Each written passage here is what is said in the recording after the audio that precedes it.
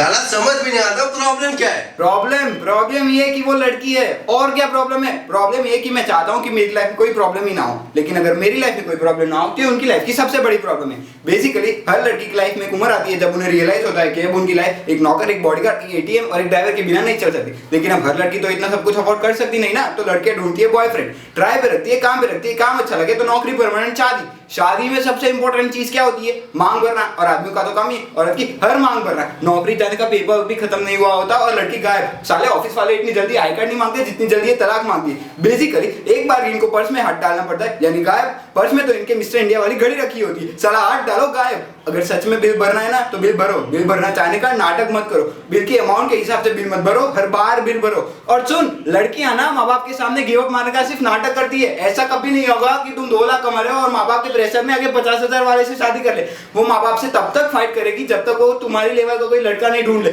और फिर ब्रेकअप करेगी तो ये नहीं कि सीधा चली जाए लाइफ से। साला 10 दिन तक ये डिस्कशन करेगी कि ये क्यों करी। अचानक से उन्हें इस बात की टेंशन हो जाएगी कि तुमने खाना खाया कि अबे इतनी कंसर्न है तो छोड़ ही क्यों रही है। बेसिकली उन्हें चाहिए कि तुम उनसे पूछो कि तुमने खाना खाया, फिर वो कहे नहीं, फिर तुमको प्लीज खा लो, वो फिर वो रोए और ये बात स्टैब्लिश हो जाए कि ये ब्रेकअप जो उनके चूतिया पे की वजह से हो रहा है, उनकी सबसे बड़ी विक्टिम भी वही है। सारी सेल्फिश कहीं की। अबे तू टाइटैनिक वाली को देख ले, चल माना कि लकड़ी पे एक आदमी के फिट होने की जगह थी तो 15-15 मिनट की बारी नहीं ले सकते थे। चलो तुम्हें पहले जाने दिया, इसका मतलब ये थोड़ी कि ऊपर जाके सो जाओगी। मस्त नींद पूरी करके उठी और अबे तुमने ये कैसे डिक्लेयर कर दिया कि वो मर गया? तुम डॉक्टर हो, तुमने उसकी नर्व्स चेक की। अबे बेहोश भी हो सकता था, लेकिन गुड मॉर्निंग में भी नहीं बोला, मतलब मर गया, नीचे फेंक के चली गई।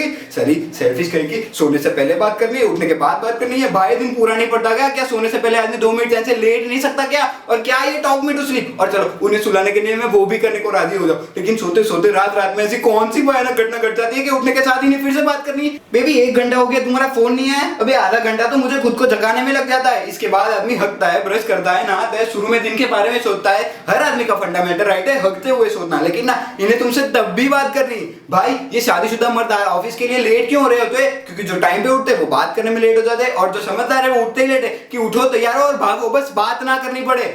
साला लड़की क्यों ना, लड़कों से 2 नहीं नोटी है, आई लव यू और सॉरी। साला आई लव यू बोलो तो कहेगी why do you love me. इन्हें हर 2 महीने जानना कि why do you love me, या I love you but give me 5 reasons why you love me. अबे यार पागल हो क्या? इतना कौन सोचता है? सुना नहीं तुमने प्यार एक एहसास है?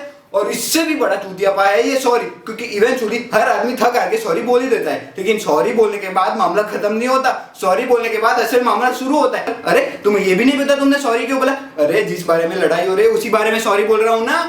कोई भी बात तुम्हें नहीं समझाओ, मजाल है तो समझ में आता है, और यही बात उनका बेस्ट फ्रेंड समझा दे तो 1 मिनट में समझ आता है कि ये सारा बेस्ट फ्रेंड का सियापाना सूरत बरजातिया जी ने शुरू किया है। बेस्ट फ्रेंड की टोपी पहना में दोस्ती में no sorry no thank you sir, दोस्ती में प्लीज भी नहीं रहा, दोस्ती में पूछना भी नहीं रहा, दोस्ती में अब लिमिट ही नहीं रही। दोस्ती में लड़का लड़की के घर आके चाहे जितने दिन रहना चाहता है रह सकता है। दोस्ती में लड़की लड़के की गोद में बैठ जाए, प्लेटोनिक है। दोस्ती में लड़की दारू पी के लड़के की पप्पी ले ले, वो भी प्लेटोनिक है। दोस्ती में तो शायद लड़की लड़के के सामने कपड़े बदल ले, वो भी है। और दोस्ती में तो शायद सेक्स भी प्लेटोनिक ही होता होगा।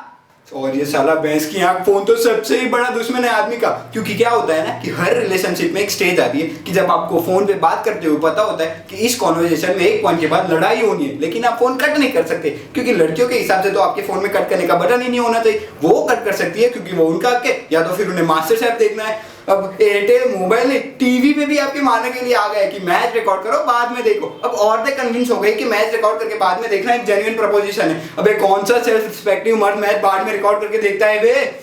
इनके कपड़ों के बारे में जरा का कुछ बोल दो, अचानक से ये फेमिनिस्ट टाइप हो जाएगी। You can't tell me what to wear. अगर तुम मुझे बता सकती हो कि मैं क्या पहनूं तो मेरा बताना। अचानक से ये फ्रीडम, लिबर्टी, इक्वालिटी, सोवेनिटी का इश्यू कैसे बन जाता है? और ये साले पहले तो सर्विस प्रोवाइडर हमारी मार रहे थे कॉल रेट्स कम करके, अब वो बंद हुए तो स्मार्टफोन वाले आ गए। अब चल ये बता कि ऐसी कौन सी जरूरत आ गई थी एक ऐसा ऐप बनाने की कि जिससे किसी को आपकी लोकेशन का पता चल जाए। हाँ साले सिगरेट खरीदने के लिए रास्ते में रुक गया तो तुरंत फोन आ जाएगा, बेबी यू फाइन है? नहीं मैंने देखा तुम 3.5 मिनट से कहीं उस पर खड़े हो तो मैंने सोचा फोन करके पूछ लूं। अरे मेरी माँ गाड़ी चलाते समय इतना फोन करगी तो आदमी वैसे ही मर जाएगा। साला आदमी मर रहा हो ना तो भी नहीं, ये नहीं मैं मर रहा हूं, मैं फोन करके बता रहा हूँ बेबी मैं मर रहा हूँ, वो यमराज जी लेने आ गए। ठीक है आदमी मर रहा हो ना तो भी ये नहीं कि वो मर रहा है, तब भी पूछेगी कैसे मर रहे हो, कहाँ मर रहे हो? अरे तुमने बताया नहीं कि तुम्हारा मरने का प्लान है, और कौन कौन है साथ में? अच्छा तुम उनके साथ भी मरने लगे। साला सतीनी ऐसी थोड़ी चिल्लाई थी अपने पति पर, उन्होंने लेने कर दी होगी। यमराज से कहा होगा ऐसे कैसे कहा, यमराज जी बोला सॉरी बहन गलती हो गई आप ले जाओ वापिस। एक तो हर लड़की का सियापा है कि आई लव सरप्राइजेस, लेकिन असल बात यह है कि women hate surprises. They just love the opportunity to pretend to be surprise. उन्हें पता होना चाहिए कि तुम कोई सरप्राइज प्लान कर रहे हो, उन्हें पता होना चाहिए कि तुम क्या सरप्राइज प्लान कर रहे हो, लेकिन तुम्हारे थ्रू नहीं, किसी और के थ्रू। और इन सब के बाद उनकी असल खुशी इसमें छुपी होती है कि उन्हें सरप्राइज पता होते हुए भी तुम उनके सामने जाओ और चिल्लाओ सरप्राइज, और उन्हें करने का मौका मिल जाए। साली लड़कियों के हर सवाल में एक दूसरा सवाल छुपा होता है, लेयर्स होते हैं। तुम्हें लग रहा है कि वो तुम्हें पूछ रही है कि छोले कैसे बने, तुम्हें अच्छे लगे तो ठीक है, अगर गलती से भी उस छोले में जरा सी कुछ कमी निकाल दो तो वो रेसिपी उसकी माँ ने दी होगी। और अगर तुम्हें उनकी माँ की दी हुई रेसिपी के बने छोले नहीं पसंद, मतलब तुम उनकी फैमिली को हेट करते हो।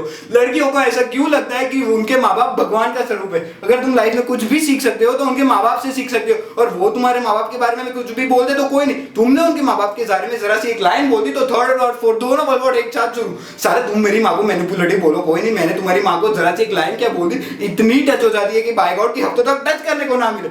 इन सब के बाद हम लड़कियों के साथ है, और जो नहीं वो डेस्परेटली लड़कियां ढूंढ रहे। क्यों क्यों क्यों? हाँ, क्योंकि रिश्वत देती है वो। Bribe is an institution started by woman, क्योंकि इनके पास जो देने को रिश्वत है वो कभी खत्म नहीं होगी, और हम साले रिश्वत को और अपनी मराए जा रहे, इससे तो अच्छा है अपने हाथ से ही शादी कर लो।